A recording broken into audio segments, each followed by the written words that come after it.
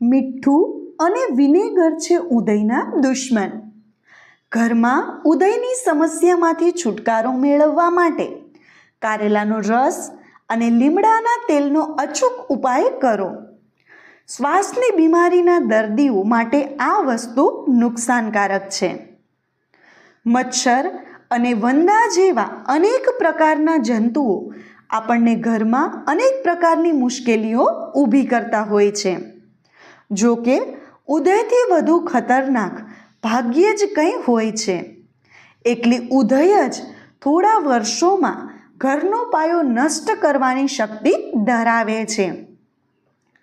ઉદયથી છુટકારો મેળવવા માટે ઉદયનું મૂળ ક્યાં છે તે શોધવું જરૂરી છે. જેનાથી છુટકારો મેળવવા માટે કાર્ડબોર્ડ ટ્રેપ જેવી અનેક પદ્ધતિનો ઉપયોગ કરવો પડી શકે છે. ધ્યાન રાખો કે જો આ સમસ્યા થોડી વધુ હોય તો પ્રોફેશનલની મદદ અવશ્ય લેવી જોઈએ. સૌથી પહેલાં ઉદય ક્યાં છે તે શોધવું જોઈએ. ઉદયની હાજરી સીધી દેખાતી નથી. તેનો અર્થ એ નથી કે તમારે ચિંતા કરવી જોઈએ. જમીન, લાકડામાં છિદ્રો અને ખોખા પાયામાં ઉદય જોવા મળી શકે છે. આ તપાસ દરમિયાન ક્યાંક ઉદયનો કચરો પડ્યો છે કે કેમ તે પણ જુઓ. ઉદય દ્વારા દૂર કરવામાં આવેલ કચરો અને ગંદકી ઘણીવાર લાકડાનો રંગ હોય છે, જેના કારણે ઉદય ફેલાવાનું જોખમ વધી શકે છે. ઉદયથી આ રીતે છુટકારો મેળવો. ઉદયથી છુટકારો મેળવવા માટે કાર્ડબોર્ડની થોડી પાતળી પટ્ટીઓ લો. તેને ભીની કરો અને જ્યાં ઉદય હોય ત્યાં એકની ઉપર બીજી એવી રીતે મૂકો. કારણ કે ઉદય કાર્ડબોર્ડને ખાય છે. જ્યારે કાર્ડબોર્ડ પર ઉદયનો ઉપદ્રવ થાય ત્યારે તેને બહાર લઈ જઈને બાળી નાખો. જો જરૂરી હોય તો આ પ્રક્રિયાનું ઘણી વખત પુનરાવર્તન કરો. આ સ્પોટ ટ્રેપ ઉદયની સમસ્યાને સંપૂર્ણપણે હલ કરશે નહીં. તે એક સમયે કેટલીક ઉદયને દૂર કરશે. જો તમારે વધુ અસર જોઈતી હોય તો આ પદ્ધતિની સાથે અન્ય પદ્ધતિનો ઉપયોગ પણ કરવો પડશે. લાકડાના સામાનને તડકામાં રાખો. ઉદયનો ખોરાક લાકડું હોય છે. તેથી જો ઉદય થઈ ગઈ હોય તો સૂર્યની ગરમી અને પ્રકાશમાં રાખવાથી દૂર થઈ જશે. લાકડાને ઘરથી દૂર રાખો. ઉદયનો ખોરાક લાકડું છે. લાકડા અને ઝાડની ડાળીઓને બને તેટલું ઘરથી દૂર રાખો. જો તમે ઘરમાં ઘણું લાકડું રાખો છો તો તમે ઉદયને આમંત્રણ આપો છો. તિરાડોમાં સિમેન્ટ ભરી દો. ઉદયને દૂર કરવા માટે તમે જે સૌથી મહત્વપૂર્ણ પગલાં લઈ શકો છો તે ફક્ત બારીઓ, દરવાજા અને ઘરની આસપાસની તિરાડો ભરવાનું છે. ઘરમાં વીજ વાયર અને પાઇપ વચ્ચેની ખાલી જગ્યા ઉદય માટે પોતાનું ઘર બનાવવા માટે અનુકૂળ જગ્યા છે. માટે જ ઘરની બધી જ તિરાડોવાળી જગ્યામાં સિમેન્ટ ભરી દો. ચાલો હવે જાણીએ કે કયા ઘરગથ્થુ ઉપાયની મદદથી આપણે ઘરમાં આવેલી ઉદયને દૂર કરી શકીએ છીએ. 1. બોરિક એસિડનો ઉપયોગ કરો. બોરિક એસિડ એ ઉદયથી છુટકારો મેળવવાનો સૌથી સામાન્ય અને અસરકારક માર્ગ છે. બોરિક એસિડ ઉદયની નર્વસ સિસ્ટમનો નાશ કરે છે. બોરિક એસિડ સાથે સમાન રૂપે લાકડાને કોટ કરો અથવા સ્પ્રે કરો. 2. મીઠાનો ઉપયોગ કરો. મીઠામાં એવા ઘણા ગુણો છે જે ઉદયને દૂર કરી શકે છે. આ માટે ઉદયથી પ્રભાવિત દિવાલો પર મીઠું છાંટવું. જેમ જેમ તેના પર મીઠું ફેલાય છે તેમ તેમ જોશો કે ઉદય દૂર થઈ શકે છે. 3. કારેલાનો રસ. ઉદય કડવી વસ્તુની ગંધથી દૂર ભાગી જાય છે.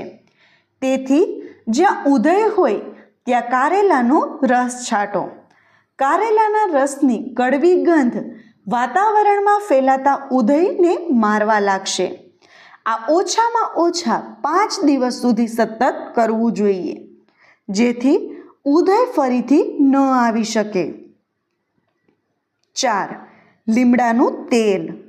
ઉધઈનાશક લીમડાનું તેલ ઘણા જંતુઓ, ઉધઈ અને બેડબગ એટલે કે માકડ માટે ઝેરી છે. આ કુદરતી ઉધઈના નાશકનો ઉપયોગ કરવા માટે અસરગ્રસ્ત વિસ્તારને લીમડાના તેલથી એવી રીતે ઢાંકી દો કે ઉધઈ તેને ખાઈને ત્યાં જ મરી જાય. 5. વિનેગર. દિવાલમાં ઉધઈ માટે શ્રેષ્ઠ ઘરેલું ઉપાય વિનેગર છે. વિનેગર એક કુદરતી ઉપાય છે જે કોઈ પણ ફૂડ સ્ટોર પરથી ખરીદી શકાય છે. ઉધઈને મારવા માટે પાણી અથવા લીંબુના રસ સાથે વિનેગરને મિક્સ કરો. દર 2 દિવસના અંતરાલ પછી ઉધઈગ્રસ્ત વિસ્તાર પર છંટકાવ કરો. એકવાર ઉધઈ ગયા પછી તે ક્યારેય પાછી આવતી નથી. આ ઘરગથ્થુ ઉપાયો અપનાવીને તમે દિવાલમાં લાગેલી ઉધઈથી પણ છુટકારો મેળવી શકો છો. 6. ટર્માઇટ કંટ્રોલ પ્રોડક્ટ્સ ખરીદો. ટર્માઇટ કંટ્રોલ પ્રોડક્ટ્સનો ઉપયોગ કરવાનું વિચારો, જે હાર્ડવેર સપ્લાય સ્ટોર પરથી સરળતાથી મળી જશે. ટર્માઇટ કંટ્રોલ અથવા લિક્વિડ ટર્માઇટ કિલર પ્રોડક્ટનો ઉપયોગ કરી શકાય છે. ઉપદ્રવના સ્થળે ઉધઈ નિયંત્રણ ઉત્પાદનનો છંટકાવ કરો. ફક્ત એટલું ધ્યાન રાખો કે આ ઝેરી રસાયણો બાળકોની પહોંચથી દૂર રાખવા જોઈએ. 7. માઇક્રોવેવ સ્પોટ ટ્રીટમેન્ટ મેળવો. ગરમી ઉધઈને મારી નાખે છે. ઓરડાના તાપમાનમાં વધારો કરીને ઉધઈને મારી શકાય છે. માઇક્રોવેવ સ્પોટ ટ્રીટમેન્ટ માત્ર પ્રોફેશનલની મદદથી જ કરી શકાય છે, કારણ કે તેમના મશીનો કોઈના ઉપયોગ માટે ઉપલબ્ધ નથી. તમારા ઘર માટે આ વિકલ્પનો ઉપયોગ કરવા માટે તમારી સ્થાનિક બગ ઇન્ફેસ્ટેશન કંટ્રોલ કંપનીને ફોન કરો. 8. ઉધઈ ન થાય તે માટે કરો આ ઉપાય. ઉધઈ ઘણીવાર ભીની જગ્યાએ જોવા મળે છે, કારણ કે તેમને જીવવા માટે પાણીની જરૂર હોય છે. એટલા માટે તમે વસ્તુઓને સૂકી રાખો, નહીં તો ઉધઈનો હુમલો થઈ શકે છે.